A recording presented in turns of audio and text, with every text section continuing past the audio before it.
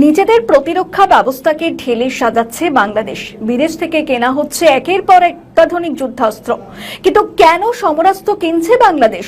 Italy, চীন এবং পাকিস্তান সহ বিভিন্ন দেশ থেকে আধুনিক যুদ্ধ বিমান এবং সমরাস্ত্র কিনছে বাংলাদেশ।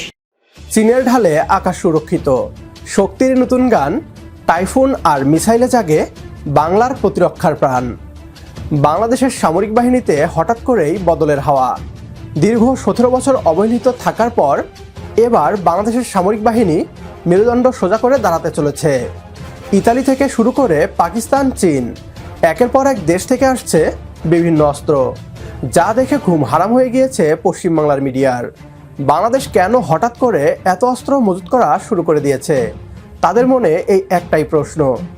বাংলাদেশের সামরিক বাহিনী শক্তিশালী হচ্ছে, এতে ভয়ে ভারত। কোন কোন অস্ত্র যুক্ত হতে চলেছে বাংলাদেশের সামরিক বহরে? বিস্তারিত থাকছে বিডিটিউবের আজকের এই ভিডিওতে। অনুরোধ করছি ভিডিওটি শেষ পর্যন্ত দেখার জন্য। নিজেদের প্রতিরক্ষা ব্যবস্থাকে ঢেলে সাজাচ্ছে বাংলাদেশ। বিদেশ থেকে কেনা হচ্ছে একের পর এক অত্যাধুনিক যুদ্ধাস্ত্র। কিন্তু কেন সমরাস্ত্র কিনছে বাংলাদেশ? তবে কি দেশের অভ্যন্তরে ঘনাচ্ছে যুদ্ধের ছায়া? দেখে নেওয়া যাক কোন কোন দেশ থেকে যুদ্ধাস্ত্র কিনছে বাংলাদেশ। ফোর্সেস গোল 2030 এই প্রজেক্টকে সামনে রেখে বাংলাদেশ সশস্ত্র বাহিনীর সক্ষমতা বাড়ানোর উদ্যোগ নিয়েছে। ইটালি, চীন এবং পাকিস্তান সহ বিভিন্ন দেশ থেকে আধুনিক যুদ্ধ বিমান এবং সমরাস্ত্র কিনছে বাংলাদেশ। এর মধ্যে উল্লেখযোগ্য হলো ইটালি থেকে অত্যাধুনিক যুদ্ধ বিমান ইউরো ফাইটার জেট এবং চীনের Z-10C যুদ্ধ বিমান। এছাড়াও বরাবরের বন্ধু পাকিস্তান থেকেও সামরিক সরঞ্জাম কেনার খবর পাওয়া যাচ্ছে। এইসব অত্যাধুনিক অস্ত্র ধারে ভারে বাংলাদেশের প্রতিরক্ষার মানকে আরো উন্নত করবে, একথা বলাই বাহুল্য। ইটালির লিওনার্দো এসপিএ সঙ্গে ইউরো ফাইটার টাইফুন কেনার জন্য লেটার অব ইন্টেন্ট অর্থাৎ সম্মতিপত্র স্বাক্ষর করেছে বাংলাদেশ বিমান বাহিনী। এরই পাশাপাশি চীনের Z-10C যুদ্ধবিমান কেনার বিষয়েও আলোচনা চলছে বলে সূত্রের খবর। দীর্ঘ সময়ের পর পাকিস্তান থেকে অস্ত্র বোঝাই জাহাজ বাংলাদেশের চট্টগ্রামে আসার খবর পাওয়া গিয়েছে। দুই দেশের এই নতুন চুক্তি পড়শি দেশগুলির সামরিক সম্পর্কে নতুন সমীকরণ তৈরি করতে পারে বলে মত বিশেষজ্ঞদের। ফোর্সেস গোল 2030 আওতায় সামরিক বাহিনীর আধুনিকীকরণ এবং সক্ষমতা বৃদ্ধি করায় এই অস্ত্র কেনার মূল লক্ষ্য বলে সূত্রের খবর।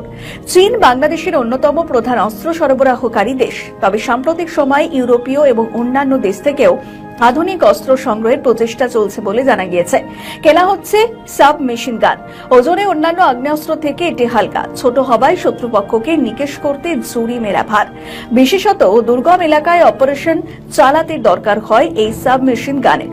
কেনা হচ্ছে ক্যানিকের 9mm অটোমেটিক পিস্তল, যেখানে শত্রুপক্ষের ডেরায় ঠুকে তাদের খতম করতে এই অটোমেটিক পিস্তল দারুণ উপযোগী বলে জানা গিয়েছে। আরাকান বাহিনী এবং মায়ানমার সীমান্তে প্রায় সংঘর্ষের খবর উঠে আসছে বাংলাদেশে। যে কোনো সময় ওপার থেকে এসে পড়ছে গোলাগুলি, ফলে বাংলাদেশ সেনাবাহিনীকে যোগ্য জবাব দিতে তৈরি থাকতে হচ্ছে সর্বক্ষণ। সন্ত্রাসবাদ কার্যকলাপ দমন করতে প্রতিরক্ষা ভাণ্ডারকে আরও বাড়াচ্ছে বাংলাদেশ সরকার। ফলে প্যারা কমান্ডোকে তৈরি রাখার জন্য প্রয়োজন এই ধরনের অত্যাধুনিক যুদ্ধাস্ত্রের। প্রতিরক্ষা সরঞ্জাম কেনায় বাংলাদেশ হাত মিলিয়েছে তুরস্কের সঙ্গেও। যুদ্ধক্ষেত্রে নিজেদের আধিপত্যকে প্রতিষ্ঠা করার মূল লক্ষ্যই প্রতিরক্ষায় যোগ করা হচ্ছে একের পর এক অত্যাধুনিক যুদ্ধাস্ত্রের।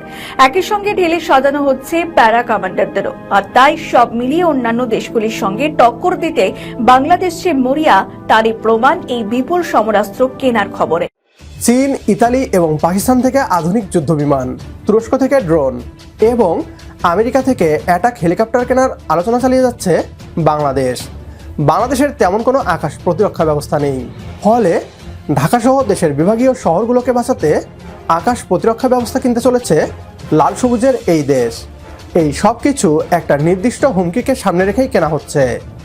আমেরিকার মতো ভারত যদি ভবিষ্যতে বাংলাদেশ সরকারকে উৎখাত করে নিজেদের পছন্দ মতো সরকারকে বসানোর চেষ্টা করে, তখন এসব হাতিয়ার বাংলাদেশের স্বাধীনতা এবং সার্বভৌমত্বকে রক্ষার কাজে ব্যবহার করা হবে।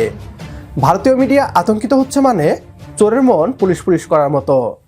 বাংলাদেশের সামরিক বাহিনীকে শক্তিশালী করাকে সমর্থন করলে কমেন্ট বক্সে ইয়েস লিখে জানিয়ে দিন আমাদের। সেই সাথে ভিডিও শেয়ার করে দেখার সুযোগ করে দিন আপনার বন্ধুদের।